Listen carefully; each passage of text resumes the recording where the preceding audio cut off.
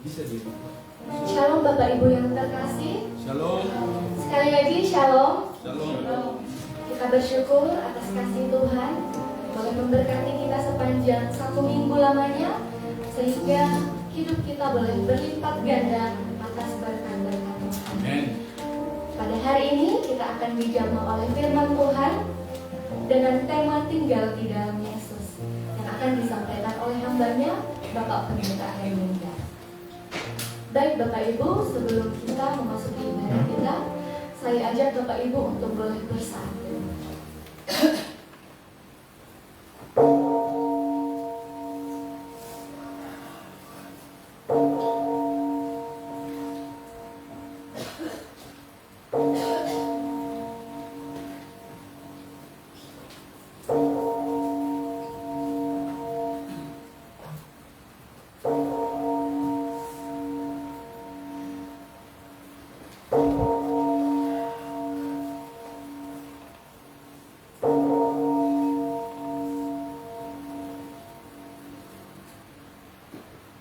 Amin. Lihatlah betapa besarnya kasih yang dikaruniakan Bapa kepada kita, sehingga kita disebut anak-anak Allah, dan memang kita adalah anak-anak Allah. Karena itu, dunia tidak mengenal kita, sebab dunia tidak mengenal Dia. Pertolongan kepada kita adalah di dalam nama Tuhan Allah yang menciptakan langit, bumi, alam semesta, dan segala isinya. Turunlah kiranya atas kita sekalian anugerah dari Allah Bapa, Anak, dan Roh Kudus. Amin. Mari kita memuji Allah kita yang dahsyat. Mari kita sujud menyembah Tuhan kita. Mari kita tinggikan namanya. Kita katakan dari utara ke selatan.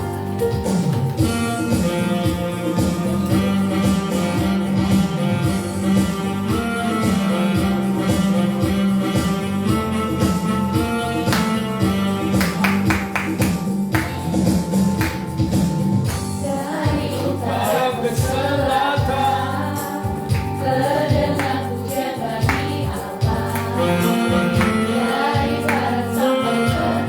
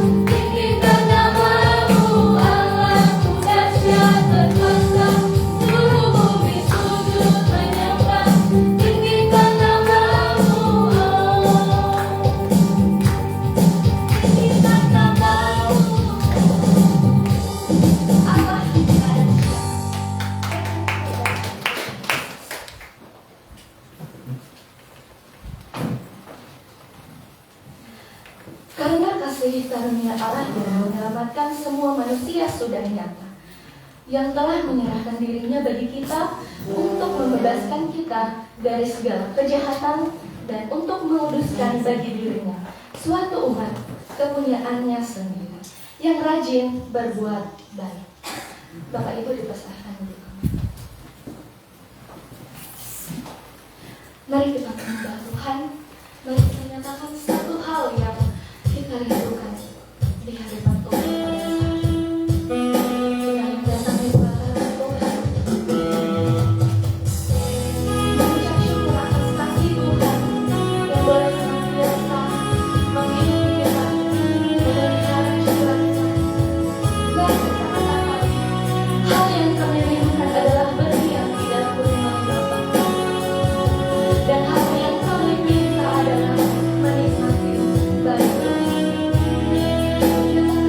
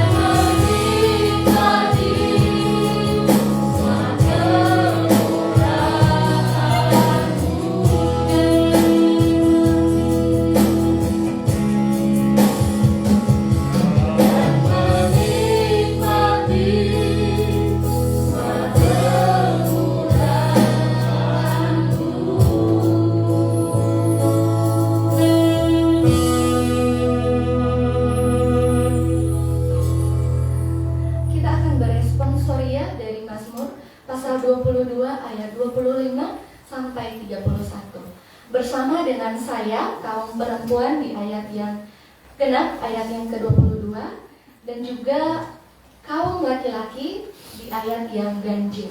Kita akan bersama-sama, kita akan berganti-gantian, dan di ayat yang terakhir nanti kita akan bersama-sama. Bersama dengan saya kaum perempuan ayat 25. Sebab ia tidak memandang hina ataupun merasa jijik kesengsaraan orang yang tertindas, dan ia tidak menyembunyikan wajahnya kepada orang itu, dan ia mendengar ketika orang itu berteriak minta tolong kepadanya. Karena engkau akan memuji-muji dalam jemaat yang besar, nasarku akan kubayar di depan mereka yang takut akan Dia. Orang yang rendah hati akan makan dan kenyang, orang yang mencari Tuhan akan memuji-muji Dia. Biarlah hatimu hidup untuk selamanya. Segala ujung bumi akan mengingatnya dan berbalik kepada Tuhan, dan segala kaum dari bangsa-bangsa akan sujud menyembah di hadapannya. Sebab Tuhanlah yang mempunyai kerajaan, Dialah yang memerintah atas bangsa-bangsa. Yang kepadanya akan sujud menyembah semua orang sokong di bumi. Di hadapannya akan berlutut semua orang yang turun ke dalam debu, dan orang yang tidak dapat menyambung hidup. Bersama, anak-anak cucu akan beribadah kepadanya, dan akan menceritakan tentang Tuhan kepada angkatan yang akan datang.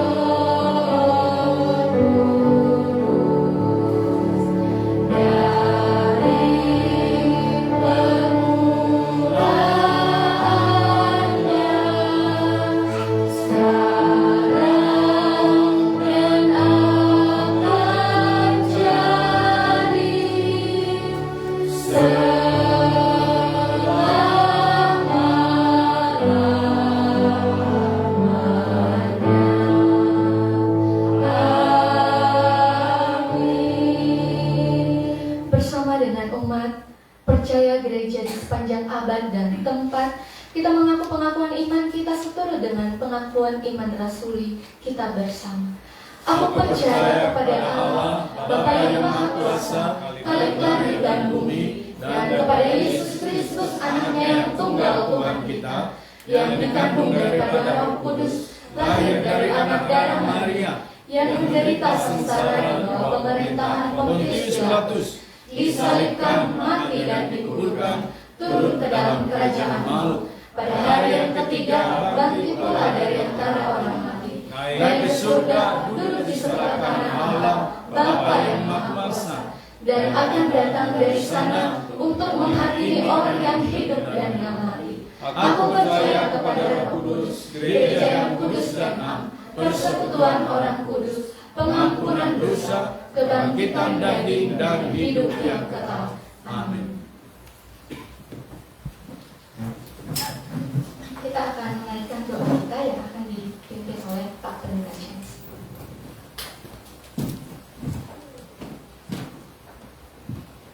Kita berdoa sama. Kami naikkan syukur ya Tuhan untuk keberadaan kami setiap pribadi sampai dengan hari ini. Kami ada oleh karena kemurahan dan anugerah Tuhan. Itulah sebabnya Tuhan ketika kami masuk di hari yang ke-7 atau hari Sabat yang dalam gereja diperingati melalui hari Minggu, karena Engkau telah bangkit pada hari pertama Minggu itu sebagai hari kemenangan bagi kami, yang memberikan pembebasan atas ikatan dosa, dan kami mempunyai kepastian kehidupan selamat di dalam surga, dan itu merupakan satu meterai. Dan ketika kami berada di tengah dunia ini Bapa, itu artinya kami adalah ciptaan baru yang hidup di tengah dunia untuk mewarnai, menghamiri, dan memberikan teladan di tengah dunia ini sebagai saksi-Mu ya Tuhan. Itulah sebabnya kami naikkan syukur kami, dan kami terus berdoa menyerahkan dalam tangan kuasa Tuhan untuk seluruh dunia yang merayakan hari ibadah dimanapun berada. Tuhan berkati, sehingga nyatalah kasih karunia-Mu di tengah dunia ini untuk memenangkan dunia ini dari segala ikatan-ikatan si iblis, si jahat, sehingga Engkau yang terus menuntun sampai kepada akhirnya ya Tuhan. Kami juga terus mengucap syukur untuk bangsa dan negara kami, untuk keputusan-keputusan dari pengadilan tentang pemimpin kami di masa mendatang. Engkau memberkati presiden dan wakil presiden, memberkati kabinet yang sedang disusun, dan juga setiap aparatur pemerintah. Engkau memberkati dari tingkat pusat sampai ke tingkat bawah ya Tuhan. Kami menyerahkan juga gereja-gereja Tuhan di dalam perarakan oikumene menuju keesaan kesatuan gereja, agar kami fokus semua gereja-gereja Tuhan menjalankan mandat agung yang datangnya daripada-Mu untuk memberitakan Injil ke segala makhluk, khususnya Tuhan di Kalimantan Selatan. Kami berdoa agar terjadi terus pemenangan jiwa atas suku-suku yang ada di Kalimantan Selatan yang belum mengenal Tuhan, sehingga semua gereja-gereja fokus kepada penginjilan dan membawa jiwa kepada Tuhan sebagai buah dari keberadaan gereja di tengah-tengah Kalimantan Selatan, agar bergerak angka 60.000 jumlah orang percaya di Kalimantan Selatan, menjangkau mereka-mereka yang belum mengenal Tuhan. Dan kami berdoa Bapa, berkati lembaga PGI wilayah Kalimantan Selatan yang boleh terus Tuhan pakai menjadi sarana mempersekutukan gereja-gereja di Kalimantan Selatan. Kami serahkan dalam tangan kuasa Tuhan, secara khusus di Banjarmasin, agar misi terus dinyatakan, bukan memindahkan satu gereja ke gereja yang lain, bukan memindahkan anggota Kristen ke anggota Kristen yang lain, ataupun juga untuk membuka gereja dengan memindahkan anggota-anggota dari gereja lain, tetapi memuridkan, menjangkau, menginjili. Dan kami terus berdoa pengampunan dari Tuhan terhadap perilaku-perilaku gereja yang tidak melakukan amanat agung Tuhan, yang tidak melakukan penginjilan dan pemuritan. Kami berdoa Tuhan, bangkitkanlah semangat Pentakosta, kegerakan yang dikerjakan Roh Kudus kepada setiap gereja dan orang percaya untuk memberitakan Injil-Mu, baik di sekolah, di pekerjaan, di pasar-pasar, atau dimanapun ya Tuhan.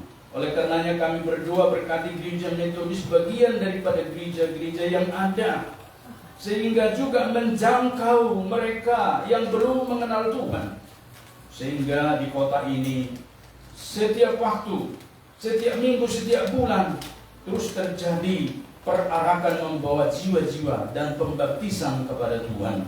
Kami mengucap syukur Bapa di surga untuk jemaat-Mu boleh berdiri. Kami menyerahkan agar semua kami mengalami kasih karunia Tuhan, sehingga terjadilah terus pelipat gandaan di jemaat di Geni Manul Banjarmasin.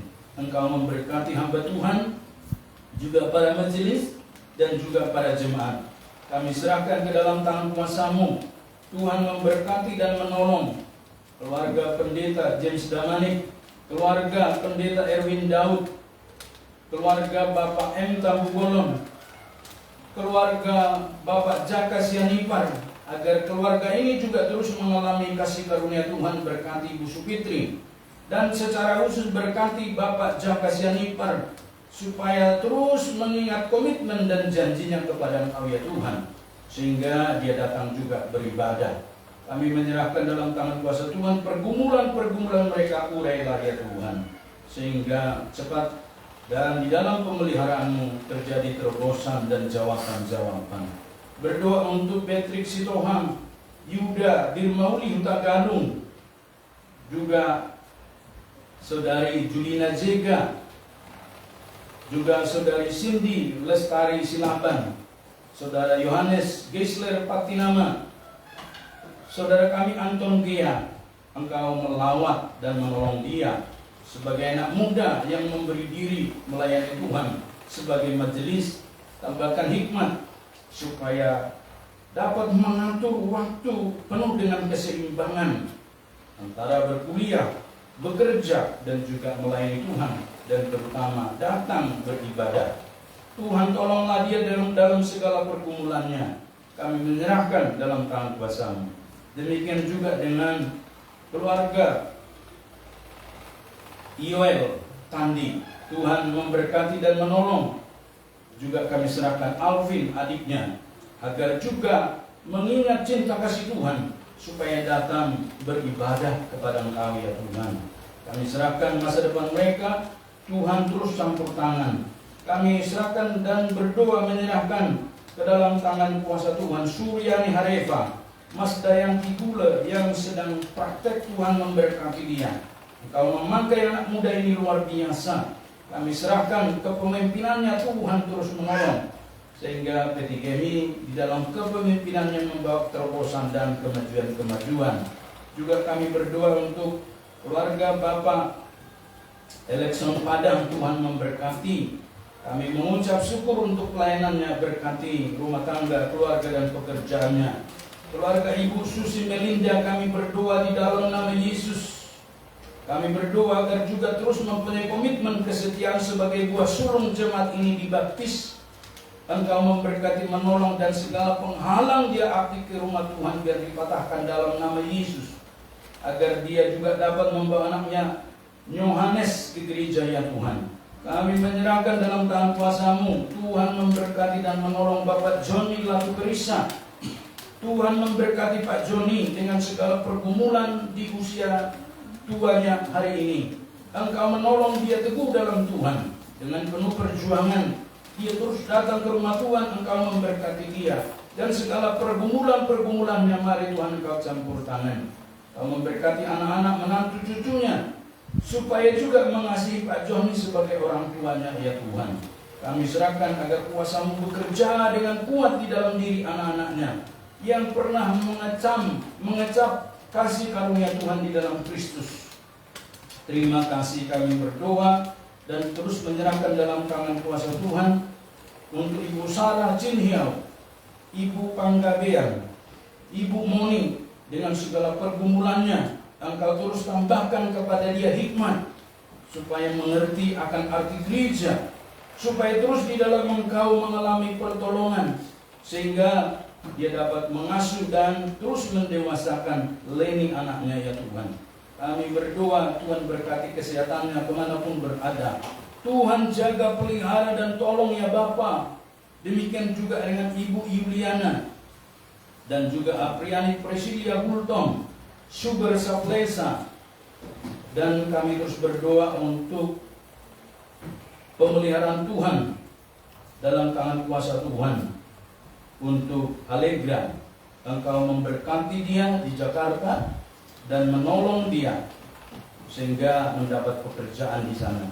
Juga kami berdoa untuk Natalia Telam Banua, Werning Warubu, Opelius Gula, Hardin Anugrah Jendrato.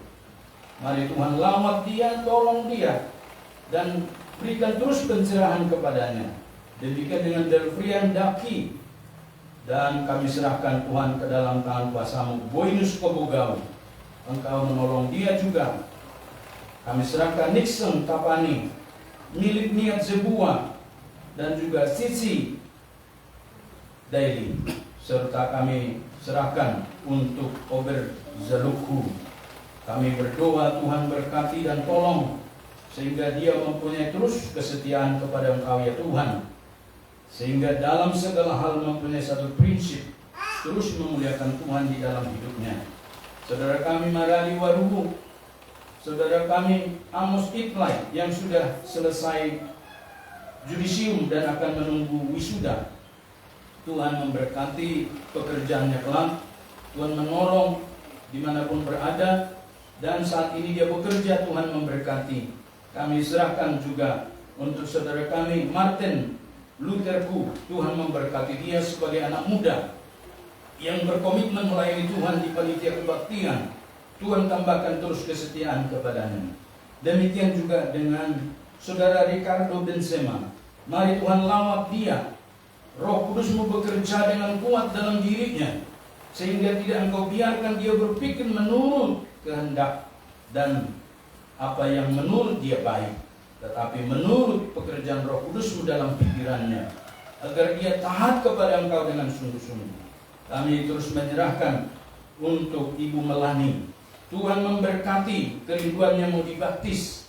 Tuhan menolong dia setiap hari kemanapun pergi. Tuhan juga memperlengkapi dia dalam penginjilan. Sebab kami tahu kemanapun dia pergi, banyak orang dia temui, agar dia juga dapat memberitakan Injil di sana, membawa orang kepada Tuhan. Kami percaya Tuhan bisa dan sanggup ubahkan hidupnya. Engkau memberikan kepadanya kesejahteraan dan pertolongan di dalam segala hal. Juga kami berdoa secara khusus untuk keluarga Bapak Hansen. Kami berdoa di dalam nama Yesus, dan Engkau memberikan hikmat kepadanya sebagai kepala rumah tangga, sebagai imam, agar dia dapat membawa istri dan anak-anaknya ke rumah Tuhan. Kami tahu begitu berat perjuangan mengatur waktu, tapi kami percaya Engkau sanggup bekerja dengan kuat di dalam hatinya, sehingga dia datang bergegas ke rumah Tuhan, ya Bapa. Sebab kami tahu tanpa Engkau mereka cepat atau lambat tidak kuat menjalani berbagai pergumulan dan permasalahan-permasalahan hidup ini. Tolonglah rumah tangga dan keluarga ini Bapa, tolonglah di dalam pekerjaannya. Demikian juga dengan saudara kami yang berulang tahun hari ini. Tuhan memberkati dalam bulan ini yang akan kami rayakan ulang tahunnya. Setelah ibadah, Tuhan menolong mereka dengan segala pergumulan, segala harapan, cita-cita mereka. Engkau terus hadir di sana Tuhan. Kami serahkan untuk Mila Karmilia yang mempersiapkan pernikahannya di Meratus. Juga untuk Bapak M. Tampu Bolon, Engkau memberkati di ulang tahun ini dengan segala harapan cita-cita yang Tuhan terus dan sedang kerjakan di dalam diri, rumah tangga dan profesinya. Demikian juga dengan Maria Maya Apompires. Tuhan lawat dan tolong dia sebagai anak muda, agar dia juga diperlengkapi dengan firman Tuhan dalam segala hal untuk menyelesaikan pendidikannya di Fakultas Keguruan Unlam. Tuhan tolong dia dengan segala pergumulan ini dapat menyelesaikan studi dengan baik. Begitu juga dengan Bapak Nyo Hansen, Engkau memberkati dia. Daniel Christian Hansen, Michael Frederick Tampu Bolon yang ada di Depok, di Jakarta, sedang berkuliah S2 hukum. Tuhan menolong dia, memberkati sebagai calon pemimpin di masa mendatang, baik di negara kami maupun di gerejamu maupun di masyarakat. Engkau memakai anak muda ini sungguh luar biasa Tuhan. Demikian juga dengan Hardin Anugrah Jendrata.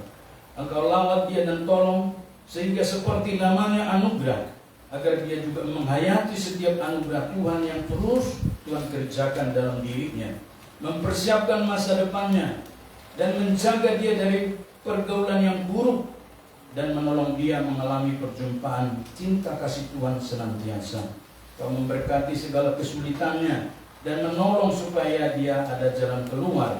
Demikian juga dengan Apriani Priscilia Bultong, berkati Tuhan. Kami serahkan pemudi ini dengan segala pekerjaannya, masa depannya, cita-citanya, kesehatannya.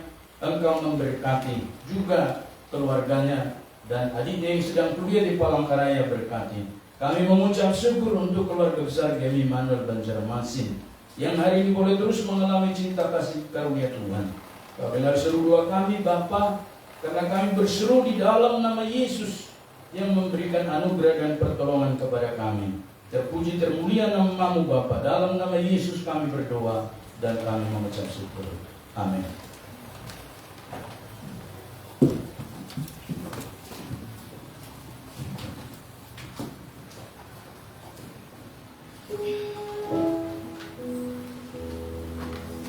Mari kita menyambut firman Tuhan yang akan disampaikan oleh hambanya Bapak Pendeta Erwin Daud. Mari dengan kita membuka hati, semoga senantiasa firman yang boleh tersampaikan pada saat ini boleh menjadi hidupku menyerapi firman-Mu. Tanda mujizat sertai dia fakta-Mu.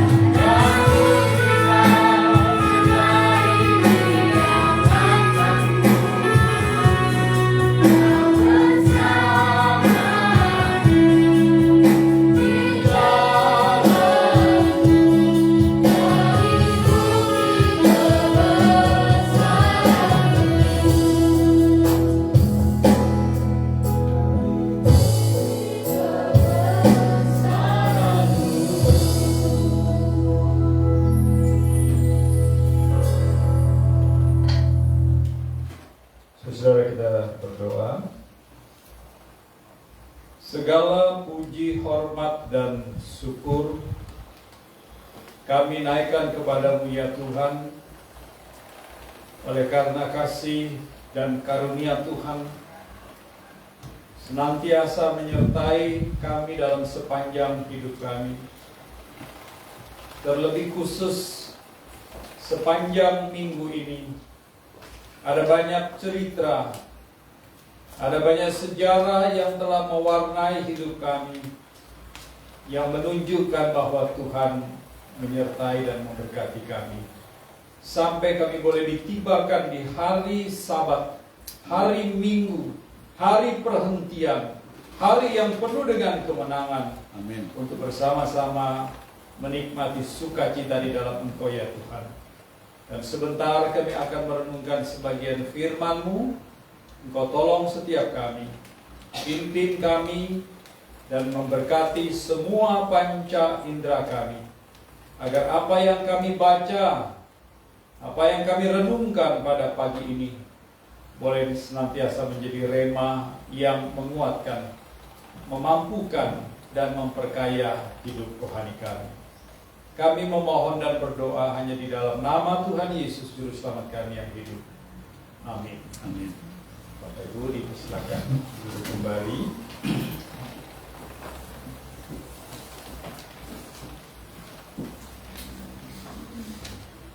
Pagi ini kita akan bersama-sama merenungkan sebagian firman Tuhan yang terambil dari kitab Injil Yohanes pasalnya yang ke-15 ayat 1 sampai dengan ayatnya yang ke-8. Kita akan membaca bergantian, saya ayat 1, Bapak Ibu ayat yang kedua, dan demikian selanjutnya sampai dengan ayatnya yang ke-8.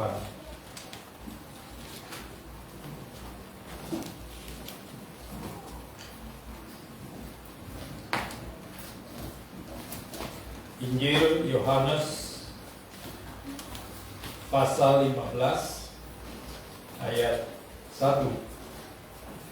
Akulah pohon anggur yang benar, dan Bapakkulah tukang kebunnya. Setiap orang pada aku yang tidak berbuah, dipotongnya dari setiap tanam yang berbuah, dibersihkannya supaya ia lebih banyak berbuah. Kamu memang sudah bersih karena firman yang telah kukatakan kepadamu. Tinggallah di dalam aku dan aku di dalam kamu, sama seperti janang tidak dapat berbuah dari dirinya sendiri kalau ia tidak tinggal pada pokok anggur. Demikian juga kamu tidak berbuah jika kamu tidak tinggal di dalam aku. Akulah pokok anggur dan kamulah carang-carangnya. Siapa yang tinggal di dalam aku dan aku di dalam dia, ia berbuah banyak. Sebab di luar aku kamu tidak dapat berbuat apa-apa. Siapa yang tidak tinggal di dalam aku, ia dibuang keluar seperti ranting dan menjadi kering. Kemudian dikumpulkan orang dan dicampakkan ke dalam api lalu dibakar. Jikalau kamu tinggal di dalam aku dan firmanku tinggal di dalam kamu, mintalah apa yang kamu kehendaki, maka akan diberikan kepadamu. Dalam hal inilah Bapakku dimuliakan, bahwa kamu berbuah banyak dan menunjukkan kamu adalah murid-muridku. Sampai sedemikian jauh pemberitaan, pembacaan firman Tuhan. Dan berbahagialah setiap kita yang juga nanti bisa melakukannya di dalam kehidupan kita hari lepas hari. Bapak Ibu yang dikasihi Tuhan Yesus, tema kita pada pagi ini adalah tinggal di dalam Yesus. Dalam bacaan ini kita mendengar, membaca uraian yang disampaikan Tuhan Yesus tentang kerajaan Allah, tentang hal-hal yang rohani dengan menggunakan yang namanya perumpamaan. Saudara, salah satu tradisi orang Israel kuno Mereka seringkali menggunakan perumpamaan untuk mengajarkan sesuatu, baik yang bersifat etik maupun yang bersifat keagamaan. Itu sebabnya Tuhan Yesus menggunakan perumpamaan ini untuk mengajarkan nilai-nilai rohani, bukan bermaksud menyontek, tetapi menggunakan hal-hal yang umum di dalam keseharian bangsa Israel untuk menjelaskan tentang kerajaan surga. Nah, saudara-saudara, salah satu perumpamaan yang terkenal di dalam Alkitab kita itu adalah tentang pokok anggur. Kenapa Tuhan menggunakan perumpamaan pohon anggur ini? Karena saudara, anggur ini adalah sesuatu yang sangat umum yang dimiliki warga Israel. Dan hampir semua warga Israel itu memiliki yang namanya tanaman anggur ini. Karena anggur di Israel itu konturnya, geografisnya memang cocok untuk tanaman ini. Tanaman yang panas. Dan kalau di Indonesia itu ada di daerah Probolinggo, ya, daerah pantai. Itu anggurnya anggur hitam. Ya. Jadi Bapak Ibu dan Saudara, Israel memang sangat tepat untuk menjadi lahan pohon anggur. Sehingga mereka beramai-ramai, bahkan saya katakan tadi, setiap orang hampir memiliki tanaman ini. Karena ini tanaman yang paling mudah. Yang kedua, hampir setiap warga Israel menanam pohon anggur. Karena memang anggur menjadi salah satu pilihan ya untuk dipakai meningkatkan ekonomi mereka. Anggur juga merupakan tanaman yang sangat umum sekali karena memang digunakan hampir setiap orang di Israel. Baik itu dalam rumah tangga maupun di dalam pesta-pesta, anggur selalu ada. Ya, kita ingat pernikahan di Kana, itu persoalannya adalah anggur. Ya, anggur itu menjadi semacam standar dari sebuah pesta. Kalau anggurnya top dari awal sampai akhir, berarti tuan rumahnya hebat, bagus sekali. Ya, karena memang anggur adalah standar di dalam mengadakan satu pesta. Ya. Dan yang kedua, yang selanjutnya, anggur itu juga seringkali dipergunakan atau dikonsumsi untuk kesehatan masyarakat. Saya ingat ketika diundang oleh bos perusahaan kayu Daya Sakti, Pak Surya. Saya ingat sekali makan di rumahnya, wah macam-macam itu. Ada kepiting, ada udang. Wah, makanan-makanan yang bagi saya mewah sekali. Dan setelah selesai makan, waktu dia keluarkan botol wine. Waktu itu, otak saya sudah tercipta bahwa wine itu minuman yang haram.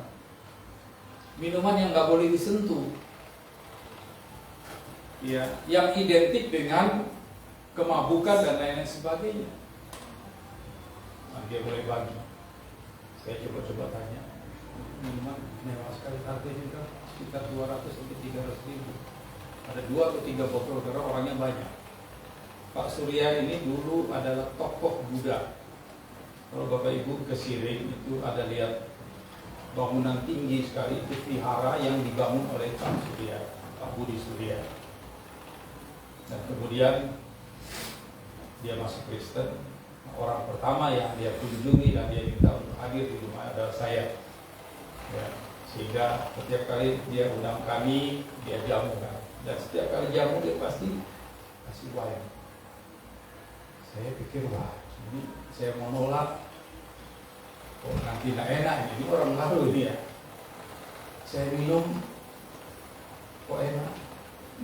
Ya. Lama-lama saya coba beranikan diri, tanya. Saya bilang, jadi kenapa setiap kali saya kesini kita makan Bapak kasih ini wine? Oh Pak Erwin, wine ini bukan minuman yang untuk memabukkan. Ini minuman standar untuk orang-orang di luar negeri sana. Kenapa? Itu untuk kesehatan. Karena minum wine sedikit itu membuat sirkulasi di dalam tubuhnya itu bisa baik. Dia bisa mengikat semua racun-racun makanan yang kemudian nanti dibuang. Sehingga tubuh kita, walaupun apapun yang masuk, tubuh kita tetap sehat. Oh begitu ya. Iya. Kecuali Bapak minumnya 1 galon sekali minum ya selesai lah. Iya. Tapi kalau dalam ukuran biasa itu untuk kesehatan. Dan saya baru mengerti ketika saya ke Amerika.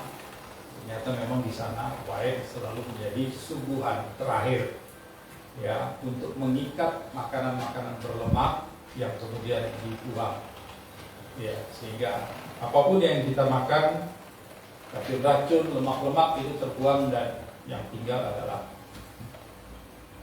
gizi atau energi tertentu yang menyehatkan dan menguatkan. Sehingga sampai hari ini saudara, saya ada baca satu bacaan tentang kehidupan orang Israel, khususnya orang-orang Yahudi dari golongan Afrika. Usia mereka itu sangat tua, saudara. Minimal usia mereka meninggal itu 80 tahun. Iya, minimal 80 tahun. Rata-rata usianya panjang. Ada beberapa kriteria yang membuat mereka hidup seperti itu. Pertama, mereka tidak makan daging. Kedua, mereka sebisa-bisanya olahraga dalam satu hari. Ketiga, mereka setiap minggu paling tidak 1 kali mereka pijat.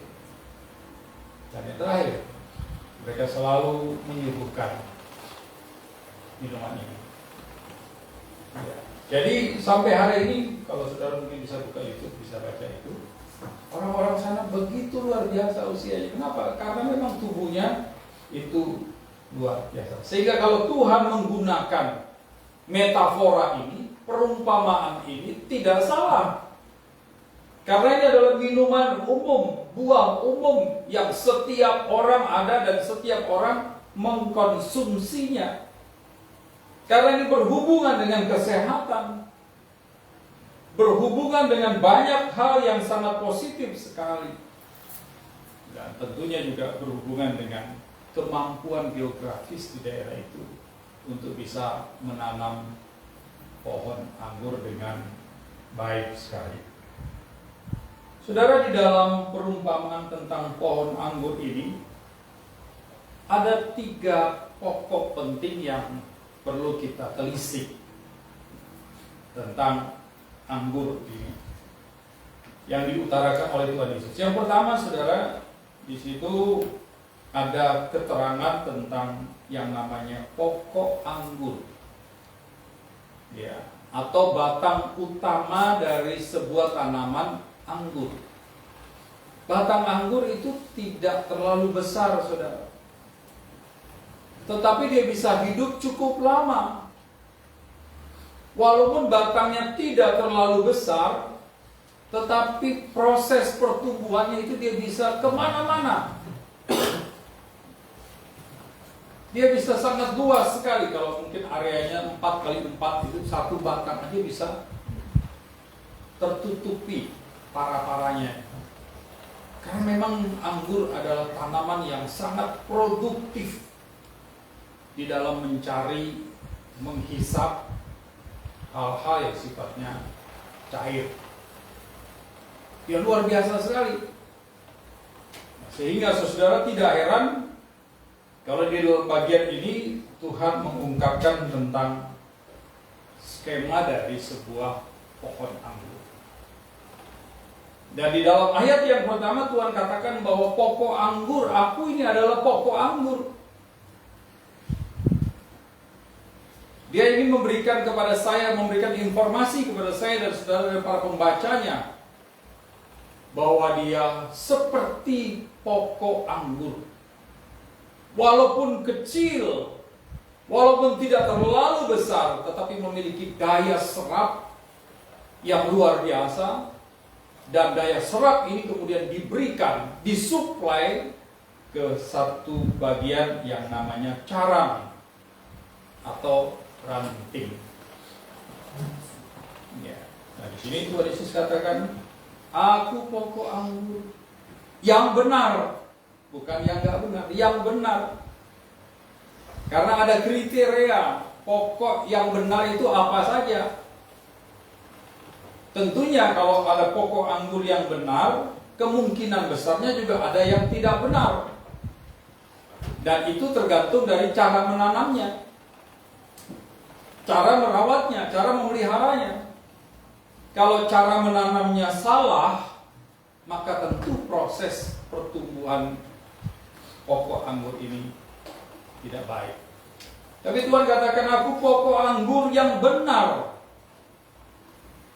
Pokok anggur yang benar itu cara tanamnya jelas, pemeliharaannya juga terawat dengan baik, sehingga pasti akan menghasilkan buah yang lebat. Sehingga di dalam catatan selanjutnya, Tuhan Yesus memberikan kriteria yang ketiga adalah buah. Saudara-saudara yang terkasih, batang itu menyuplai makanan ke ranting-ranting, yang kemudian ranting-ranting itu mengeluarkan buah. Semakin banyak ranting yang melekat pada pokok anggur itu, maka semakin banyak juga buah yang dihasilkan. Nah, di sini ada satu rahasia yang mungkin kita lewatkan dan kita tidak menelisik dengan baik. Pokok anggur, ranting, dan buah. Dan dikatakan kalau ranting ini atau carang ini melekat, maka buahnya akan banyak. Tapi yang perlu kita pikirkan, rahasia di balik banyaknya buah ini, apakah hanya sekadar melekat saja? Ternyata bukan hanya itu. Di dalam ayatnya yang lain Tuhan katakan bahwa suplai makanan yang ditransfer dari batang ke ranting itu diibaratkan seperti firman Tuhan. Ya, seperti firman Tuhan. Kalau carang tidak melekat dengan baik, dengan sempurna, maka suplai makanan itu juga pasti akan tidak berjalan dengan baik.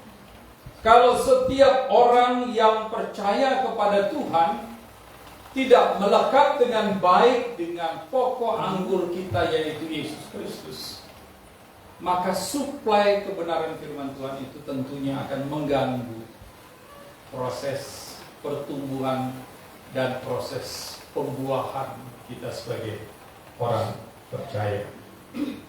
Nah, saudara yang terkasih di dalam Tuhan Yesus, dari perumpamaan ini, nilai apa yang Tuhan Yesus ingin ajarkan kepada kita semuanya yang perlu kita renungkan pada pagi hari ini? Yang pertama, saudara, di dalam ayatnya yang kelima bagian B mengatakan demikian. Siapa yang tinggal di dalam aku dan aku di dalam dia, ia berbuah banyak, sebab di luar aku kamu tidak dapat berbuat apa-apa. Pengajaran yang pertama mengingatkan saya dan saudara bahwa di luar Tuhan kita bukan siapa-siapa. Di luar Tuhan kita tidak ada apa-apa. Sehingga ini mematahkan sebenarnya salah satu doktrin yang dianut oleh kelompok Kristen progresif. Ya, hari ini kan ramai ya, Kristen progresif. Orang Kristen progresif itu mengatakan bahwa kalau kita baik aja, udah nggak ada Tuhan juga nggak apa-apa, masuk surga. Jadi Alkitab ini sebenarnya nggak perlu ada pun juga kalau kita berbuat baik masuk surga. Sebenarnya ini mematahkan pemahaman tentang pengorbanan Tuhan yang luar biasa itu. Ngapain Tuhan capek-capek? Ngapain dia harus menderita? Ngapain dia harus mati? Kalau ada orang yang memiliki doktrin seperti ini, nggak ada gunanya Alkitab. Nggak ada gunanya pengorbanan Tuhan Yesus. Nggak ada gunanya. Karena untuk mendapatkan surga cukup berbuat baik saja. Ya, cukup berbuat baik saja. Tetapi ini tidak tepat, saudara. Karena kalau ada orang yang bisa berbuat baik, tentunya banyak sekali orang yang bisa berbuat baik, saudara. Orang tidak beragama pun berbuat kebaikan yang luar biasa. Saudara, orang-orang Chinese itu komunis, pahamnya komunis. Dan orang-orang Chinese ini mereka memiliki satu perhatian sosial yang luar biasa. Saya pernah bekerja sama, tim kami pernah bekerja sama dengan kelompok anak-anak muda Buddha dalam hal pengobatan gratis. 1 tahun itu bisa 2-3 kali. Dan 1 kali pengobatan gratis itu puluhan juta, saudara.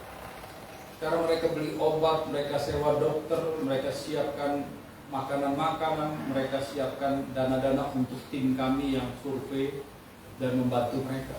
Cukup besar biayanya. Dan ketika saya tanya, dari mana dananya? Ya dari kita semua. Urunan satu-satu. Dan ini mereka lakukan dengan senang hati. Ini orang yang tidak mengenal Tuhan. Dan mereka bisa melakukan kebaikan-kebaikan seperti ini. Tetapi kebaikan-kebaikan yang seperti ini tentunya kalau dibandingkan dengan apa yang menjadi pernyataan Alkitab, tidak akan pernah mereka juga bisa masuk dalam kerajaan Tuhan. Karena masuk ke dalam kerajaan Tuhan cuma satu syaratnya, melalui Tuhan Yesus Kristus. Tuhan bilang, akulah jalan, akulah kebenaran, akulah hidup. Tidak ada satu orang pun yang sampai kepada Bapa jika tidak melalui aku. Di luar aku tidak ada keselamatan. Di luar Yesus tidak ada keselamatan.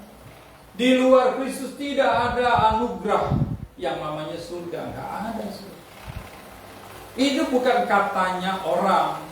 Itu bukan katanya tokoh tertentu. Tapi itu katanya Yesus Kristus. Tuhan yang diurapi. Tuhan yang datang dari surga ke dalam dunia. Dan itu adalah hukum permanen yang nggak bisa diganggu-gugat, yang nggak bisa jadi progresif, nggak bisa. Itu hukum mutlak, tidak bisa ditawar-tawar.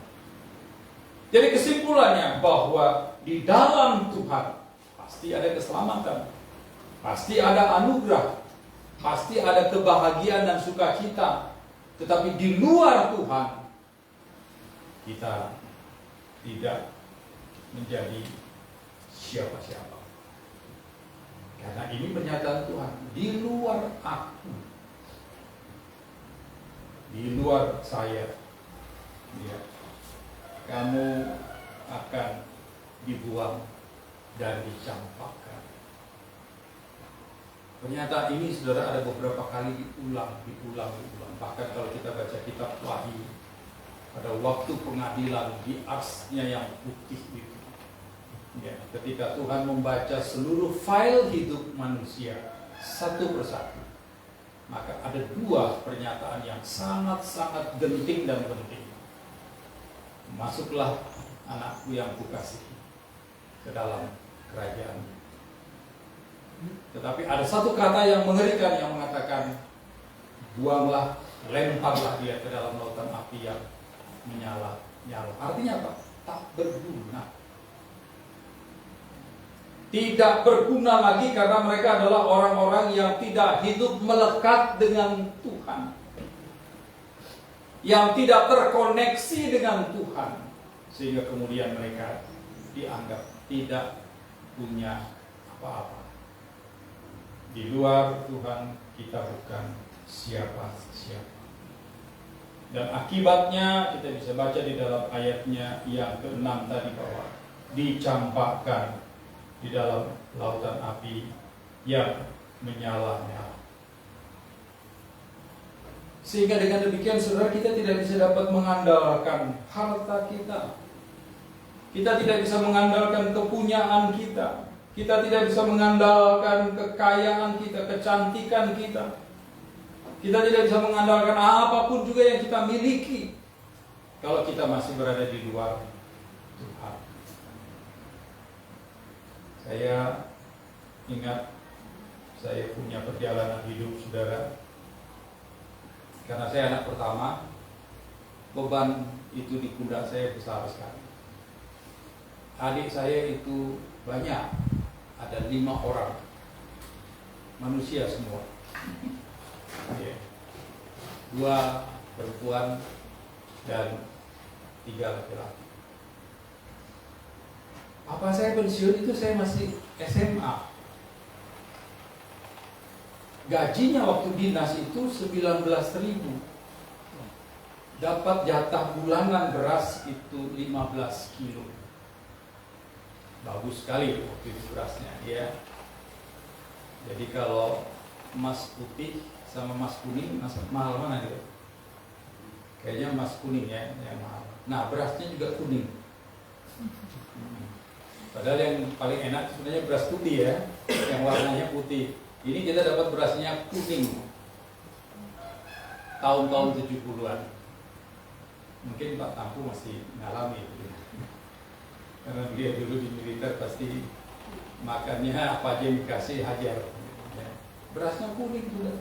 Dan kami harus masak air panas. Ini dicuci sampai 3 kali, 4 kali. Masak air panas, direndam lagi, dicuci lagi, baru dimasak. Itu pun juga masih bau. Tapi tidak ada pilihan lain, makan. Sehingga dengan perjalanan hidup seperti ini, saya hanya memikirkan satu hal. Saya nanti kalau besar harus kaya. Ya. Entah itu kaya monyet atau kaya apa, terserah, pokoknya kaya gitu ya. Harus bisa mengemong adik-adik saya. Makanya saya agak terlambat menikah, saudara, adik-adik saya menikah. Karena tujuan saya cuma satu, bisa membuat adik-adik saya sekolah, ya, bisa membuat papa mama saya bahagia. Saya dulu nabung itu semua untuk orang tua saya. Bahkan waktu saya masih kuliah, saya dapat beasiswa, dapat uang saku 15.000. 15.000-nya saya kirim untuk orang tua saya, karena adik saya masih ada berapa yang sekolah. Saya ingat sekali, uang SPP-nya itu 5.000. Jadi tiga orang itu 15.000 untuk bayar uang SPP. Zaman dulu kalau kirim uang kan tidak pakai ATM sekarang, karena belum ada ATM. Jadi pakai wesel pos. Itu kalau tukang pos datang, itu kan dari jauh dia sudah ngobrol. Nah, itu berarti duit datang. Ya, itu kalau sudah bunyi titit, itu satu rumah keluar semua. Anak, bapak, mama keluar semua, hanya nyambut yang 15.000. Itu pun yang diterima bukan duit, weselnya saja, nanti baru ke kantor pos dituangkan. Sampai segitu-gitunya. Dan ketika saya sudah mulai melayani, ada berkat lebih, itu pun saya kirim semua. Tujuannya cuma satu, mereka bahagia dan menikmati hidup dengan baik. Saudara yang terkasih, mimpi saya itu adalah menjadi orang yang kaya. Tetapi kemudian di pertengahan jalan saya diperhadapkan dengan fakta bahwa kekayaan itu bukan tujuan hidup. Kekayaan itu bukan goal life kita, bukan. Yang menjadi tujuan hidup kita itu adalah bagaimana bisa memperoleh hidup yang kekal, yang sudah ditawarkan dan dikerjakan oleh Allah di dalam Yesus Kristus ribuan tahun yang lalu. Dan kemudian arah pikiran saya dialihkan dari kaya, sukses, dan lain sebagainya kepada satu hal yang namanya keselamatan. Bagaimana caranya? Suka atau tidak suka, mau atau tidak mau, saya harus tinggal di dalam Tuhan. Saya harus melekat di dalam Tuhan sebagai pokok anggur yang benar. Dan ternyata saudara, ketika saya menyerahkan hidup saya, ya, saya cuma dapat 1 bulan 15.000. Dan saya belajar untuk menyerahkan itu kepada orang tua. Dan puji Tuhan, adik saya nikah. Setelah adik saya yang ketiga nikah, terus papa saya, mama saya bilang, kamu kok tidak datang-datang? Ya, kok bukan giliran kamu kok diundang saja? Kapan kamu mengundang? Nah, pertanyaan ini juga bisa saya pertanyakan kepada Petrika, kepada Yuda, kapan undang? Ya, jangan diundang terus ini ya. Iya, kapan kamu undang kita untuk bisa ini? Mei. Hah? Mei. Oh, bulan Mei. Mei. Alhamdulillah. Iya saudara, akhirnya saya berpikir, iya ya, saya nikahkan adik-adik saya, kapan giliran saya? Maka ketika saya bertemu dengan seorang wanita, benar-benar wanita, ya, karena selama ini ada sebagian yang bukan wanita, separuh-separuh wanita, gitu ya, tapi benar-benar wanita, dan dia adik kelas saya. Ya, adik kelas saya jauh, saya keluar dia baru masuk. Tapi rupanya lirikan pertama waktu saya keluar dari sekolah saya itu yang membekas di hati saya dan hati dia. Padahal cuma sekilas saja begini. Halo Kak, halo Dek. Iya.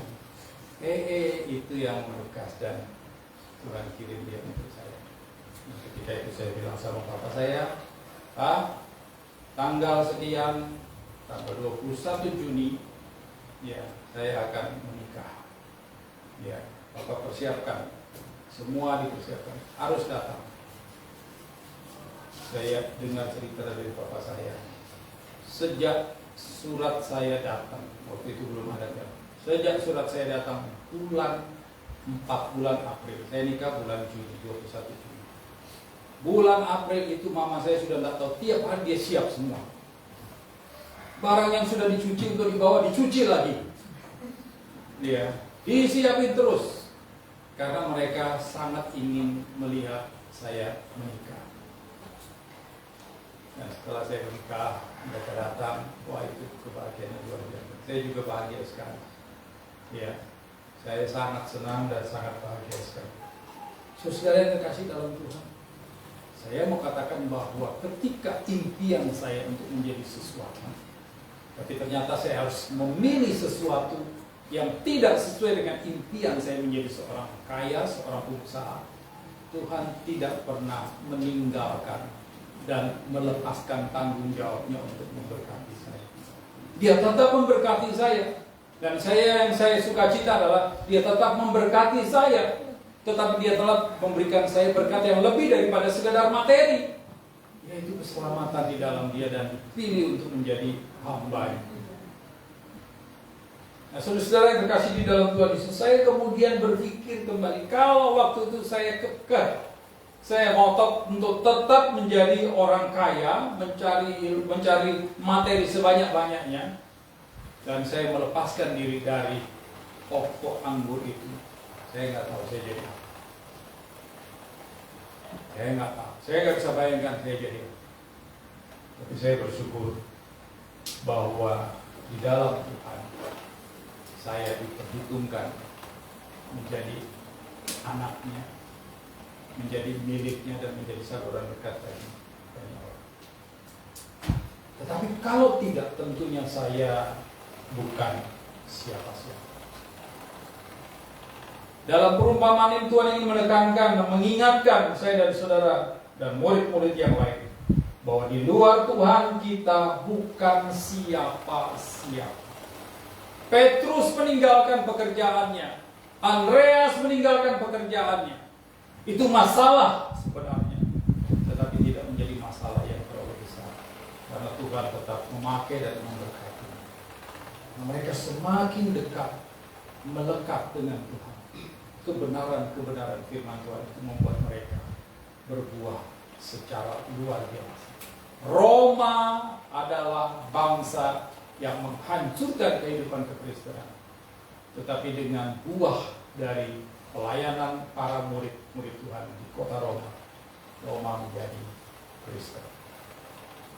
Buah yang dihasilkan itu sangat berlimpah sekali, bahkan sampai ke ujung bumi.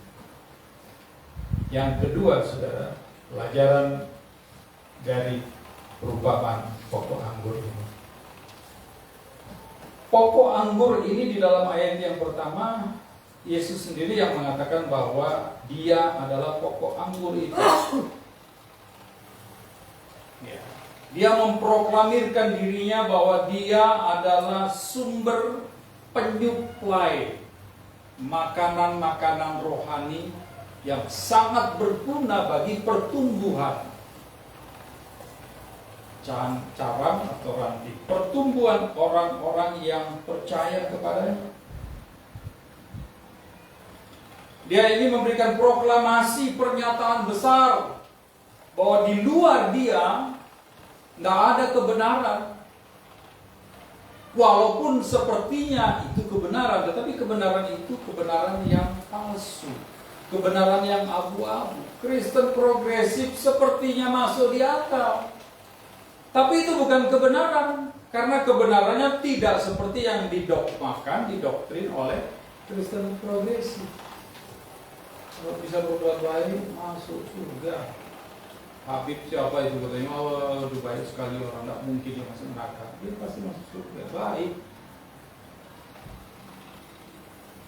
Sekarang banyak ajaran-ajaran yang sepertinya masuk di akal. Bukan hanya Kristen progresif, saudara. Ada gereja setan juga. Di Amerika gereja setan itu paduan suaranya minta ampun bagusnya. Ada gereja ateis lagi yang sekarang cukup ramai berdiri di Amerika. Macam-macam denominasi yang mengatakan mereka gereja, sudah. Dengan doktrin, pengajaran-pengajaran yang masuk di akal, tapi bukan kebenaran. Sehingga dengan tegas Yesus katakan, aku ini pokok anggur yang benar. Kenapa Dia mengatakan aku pokok anggur yang benar? Ayatnya yang pertama mengatakan bahwa Bapakkulah tukang kebunnya. Tuh, kalau Allah ini tukang kebunnya, pasti Dia tahu cara merawat pohon itu. Pasti Dia bisa memberikan suplemen-suplemen, pupuk-pupuk yang tepat bagi batang anggur ini. Pasti Dia akan tekun, rajin untuk merawat pokok anggur ini atau pohon anggur ini. Karena Bapa di surga adalah Bapa yang tahu apa yang harus Dia perbuat. Sehingga kalau Dia datang ke dalam dunia ini untuk menyelamatkan manusia, Dia tahu resikonya. Tapi juga Dia tahu goalnya, Dia tahu faedahnya, Dia tahu nanti apa yang terjadi, manfaatnya apa, Dia tahu. Itu sebabnya Yesus katakan di dalam pernyataannya, remain in me, and I will remain in you. Tinggallah di dalam aku, maka aku akan tinggal di dalam kamu. Karena aku pokok anggur yang benar, yang pasti bisa menjamin keseluruhan kebutuhan-kebutuhan hidupmu, baik jasmani maupun rohani. Oleh sebab itu, saudara yang terkasih di dalam Tuhan Yesus, kalau proklamasi daripada Tuhan bahwa Dia pokok anggur yang benar, ini nggak boleh diabaikan. Ini tidak boleh ditepis. Ini tidak boleh disisihkan. Tapi pernyataan dan kenyataan hidup kita seringkali Tuhan masih jadi number 2, number 3, nomor 2, nomor 3, bukan number 1. Ya kan? Gara-gara perempuan Tuhan bisa jadi nomor 2, perempuan jadi nomor 1. Gara-gara pria Tuhan bisa jadi nomor 2, pria bisa jadi nomor 1. Saya tadi malam kumpul-kumpul dengan warga saya dari NTT. Ya, saya dapat kiriman jagung 1 karung dari Zima, jagung ketan. Kita makan rame-rame. Dan saya mau kasih tahu Bapak Ibu. Jangan khawatir, karena saya bawa di mobil. Kalau saudara tidak kebagian, daunnya masih ada juga ya. Pagi-pagi saya sudah bangun, saya masak itu demi kita semua, karena saya tidak adil kalau hanya orang NTT makan jagung. Daun-daun Wah, betul itu ya. Asal yang dipunya aja ya. Nah, ngobrol-ngobrol. Saya bilang, coba data warga kita. Oh, ada satu. Wah, ini MC hebat dia sekarang. Laris manis. Kalsel Kalkat. Dari mana saya bilang? Orang Sabu. Sukunya Hutri. Sukunya Hutri itu suku yang fanatik sekali Kristen.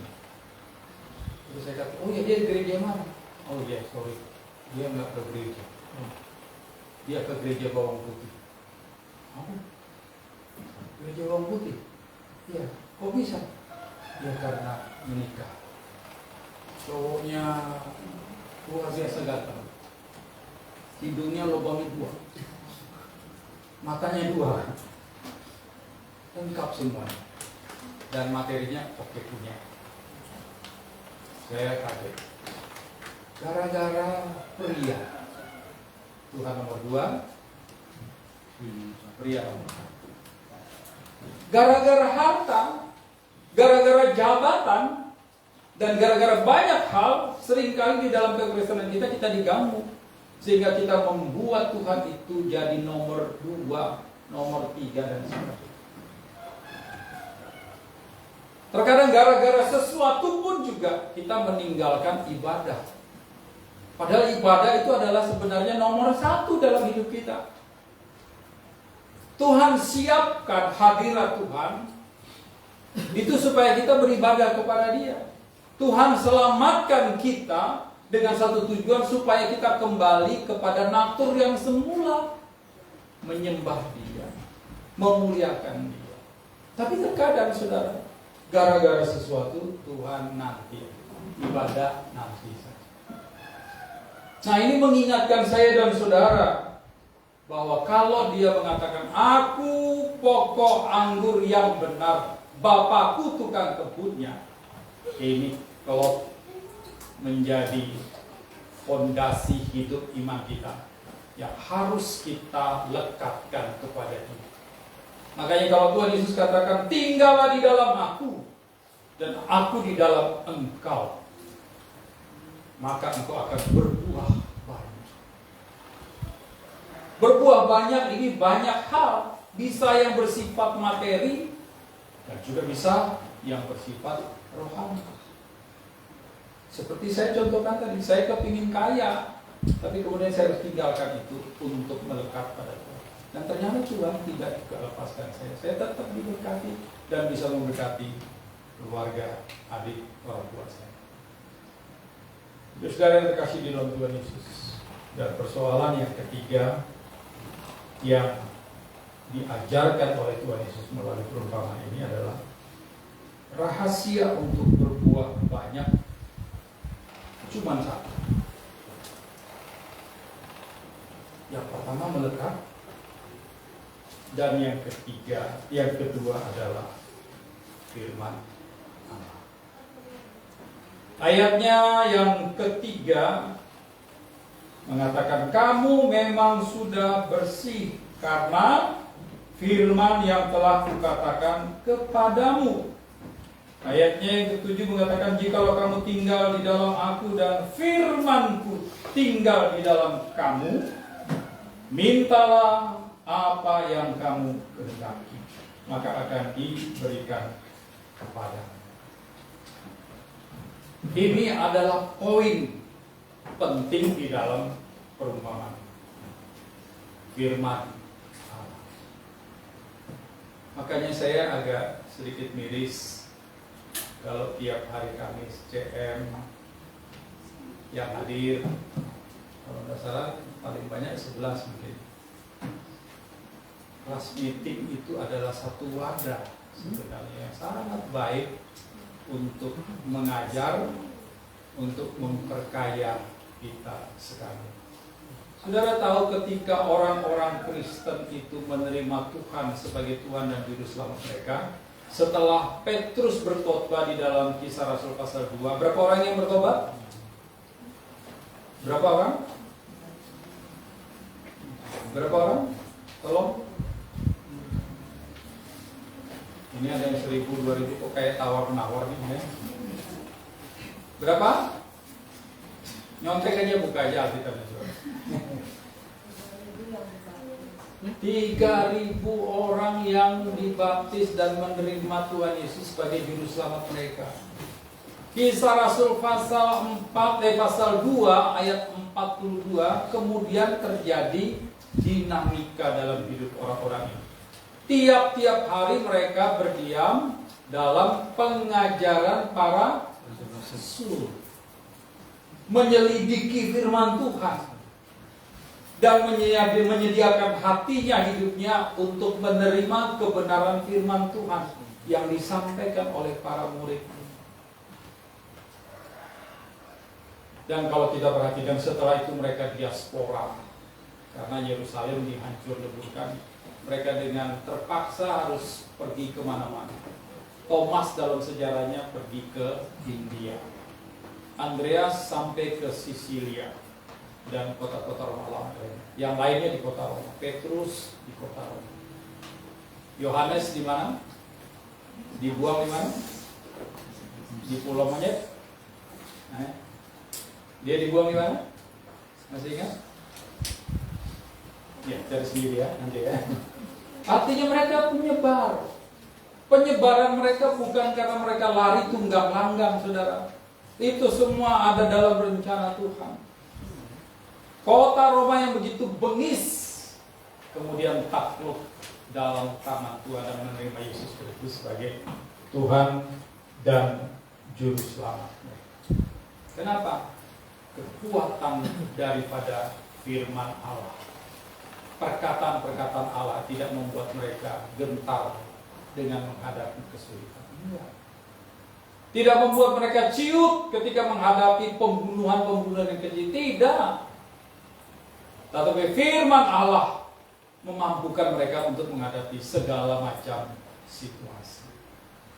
Dan ini poin penting di dalam hidup saya dan saudara.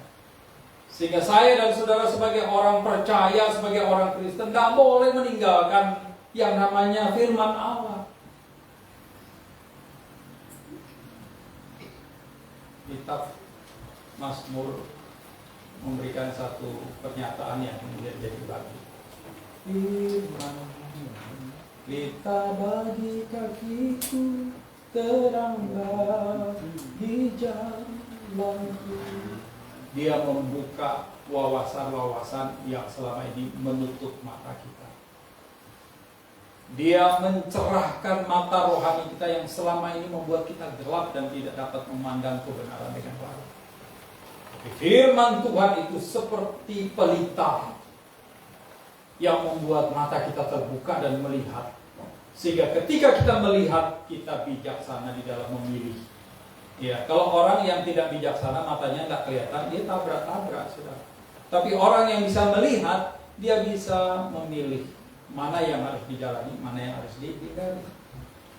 Dan ini poin penting yang menjadi penjelasan dari kebenaran firman Tuhan melalui perumpamaan pokok anggur yang benar. Saya rindu sekali Bapak Ibu dan Saudara, makin banyak orang percaya yang mau terlibat di dalam menyelidiki kebenaran firman Tuhan. Makin banyak pemuda-pemuda kita untuk terlibat di dalam CM. Karena saudara perlu sadar, ketika saudara cuma punya satu firman Tuhan, tetapi ada begitu banyak ribuan godaan, ada begitu banyak ribuan kekacauan, dogma-dogma yang menghancurkan, saudara akan lemah. Tapi semakin kita memiliki kebenaran firman Tuhan, kita makin akan dibuat jadi jelas. Kita gak gampang, walaupun itu masuk di otak kita gak gampang untuk menerima doktrin dari Kristen progresif. Tapi kalau lemah, sendirian, seperti Hawa sendirian, ketika iblis mengatakan, oh semua tidak bolehlah kamu makanlah, yang satu aja yang boleh kan? Wah, Hawa masih jelas otaknya. Enggak, semua boleh. Cuma satu yang nggak boleh. Baru di situ iblis mainkan logikanya, ya kan? Cuma satu aja yang nggak boleh kan? Kenapa? Karena yang satu ini kunci, kata kunci dalam hidup. Karena kalau kamu makan, kamu bisa seperti Tuhan, tahu yang baik, tahu yang tidak baik. Kemudian logikanya mulai bermain, iya juga ya. Mungkin Hawa saat itu berpikir, aduh Tuhan ini bohongin kita nih. Dia suruh ini nggak boleh dimakan supaya kita nggak jadi sama seperti dia. Aku makan ya, karena dia lihat wah enak, menyenangkan, warnanya mungkin bagus, bisa memberikan inspirasi. Dia ambil dan dia makan. Apa yang dijelaskan oleh iblis melalui ular itu masuk akal, tapi itu bukan kebenaran. Dalam perjalanan hidup kita jangan sesuatu itu semua masuk akal dan kebenaran, enggak. Ada yang masuk akal tapi bukan kebenaran. Dan ini terjadi begitu banyak dalam hidup kita. Filsafat-filsafat seperti ini ada begitu banyak di sekitar hidup kita.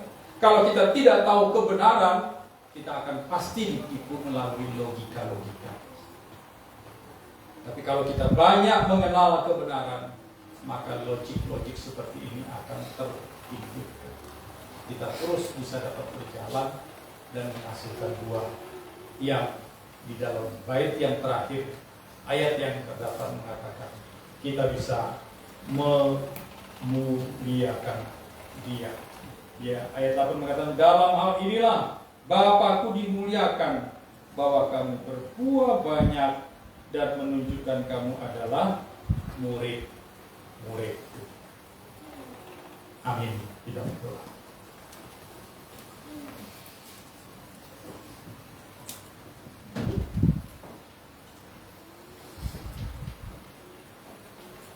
Bapa di surga, kami kembali bersyukur kepadamu untuk kesempatan terbaik di dalam hidup kami untuk merenungkan sebagian firman-Mu yang boleh mengingatkan kami agar supaya kami senantiasa hidup di dalam Engkau ya Tuhan. Sebagaimana pernyataan-Mu di dalam ayat-ayat yang ada yang sudah kami baca, tinggallah di dalam Aku, maka Engkau akan tinggal di dalam kami. Kami di dalam Engkau dan Engkau di dalam kami. Ini merupakan sebuah pernyataan yang sungguh-sungguh menyenangkan dan membahagiakan kami, Tuhan. Tapi biarlah Tuhan Engkau terus mendukung kami, mendoakan kami, mengajar kami, memampukan kami, karena kami lemah ya Tuhan. Engkau adalah yang kudus dari Allah Bapa. Engkau senantiasa ada di dalam setiap kehidupan kami, tetapi kami seringkali berontak untuk berupaya keluar dari dekapan kasih-Mu. Ajarkan kami Tuhan supaya apapun yang terjadi, apapun situasi kami boleh tetap melekat, bersandar, dan tinggal di dalam Engkau. Karena dengan demikian, keyakinan kami terhadap kebenaran firman-Mu ini menjadi nyata, bahwa dengan tinggal bersama-sama dengan Engkau, kami akan dapat berbuah banyak dan menyenangkan hati Tuhan, memuliakan Engkau ya Tuhan. Terima kasih Bapa, di dalam nama Tuhan Yesus kami berdoa dan bersyukur. Amin.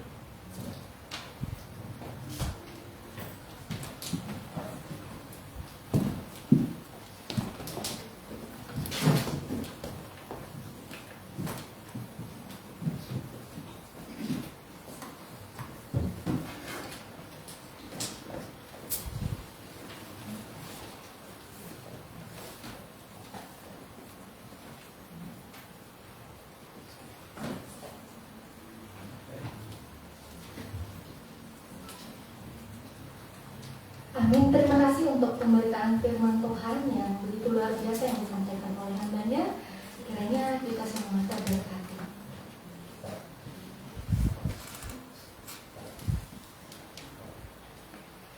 Jika ada dari Bapak Ibu yang ingin bersaksi lewat puji-pujian, dipersilakan. Kalau tidak ada, kita akan mengumpulkan persembahan kita.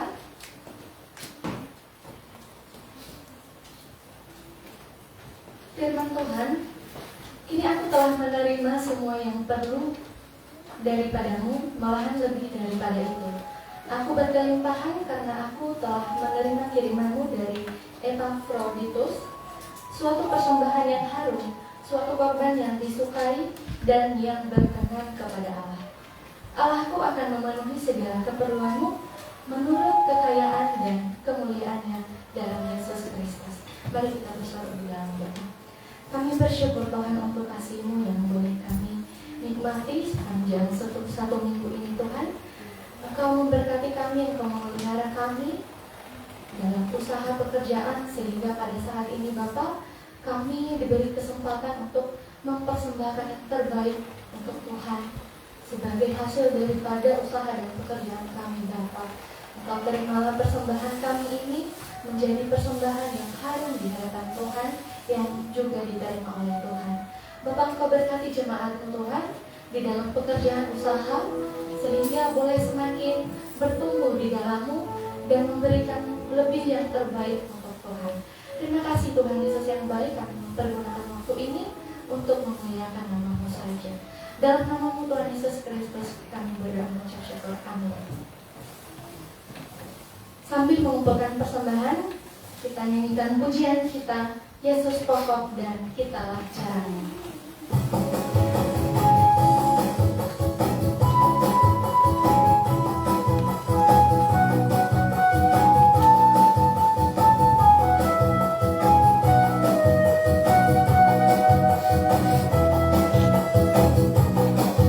Yesus pokok dan kita caranya, tinggal di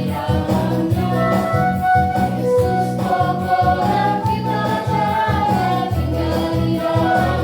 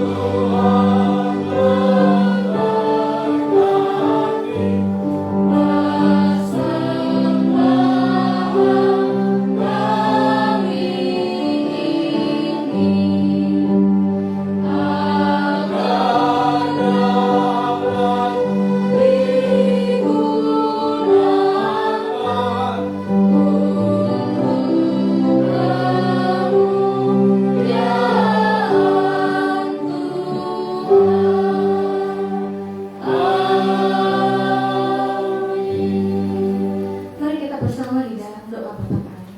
Bapa kami yang di surga, dikuduskanlah namamu, datanglah kerajaan-Mu, jadilah kehendak-Mu di bumi seperti di surga. Berikanlah kami pada hari ini makanan kami yang secukupnya, dan ampunilah kami akan kesalahan kami, seperti kami juga mengampuni orang yang bersalah kepada kami. Dan janganlah membawa kami ke dalam pencobaan, tetapi lepaskanlah kami daripada yang jahat.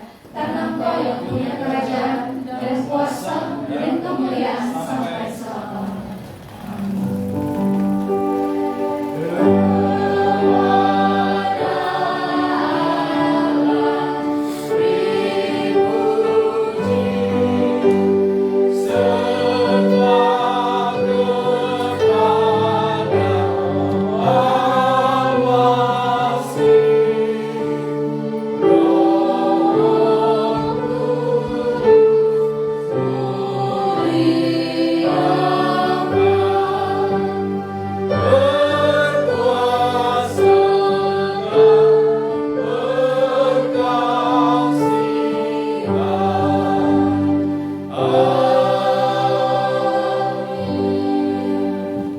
Saudara-saudara, pulanglah dan ceritakanlah isi hati Tuhan, serta jadilah saksi di tengah-tengah hidupmu sambil membawa berkat daripada Tuhan.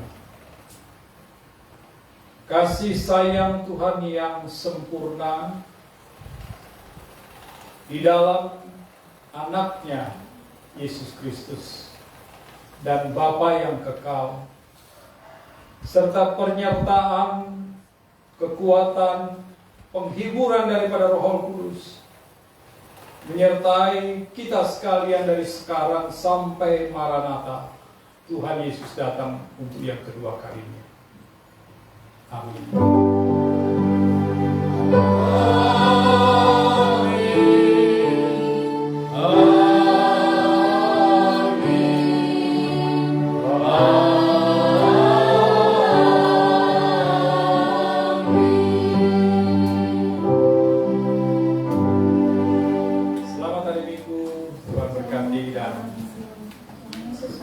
Menjadi saksi terus di tengah-tengah kehidupan kita. Amin. Silakan.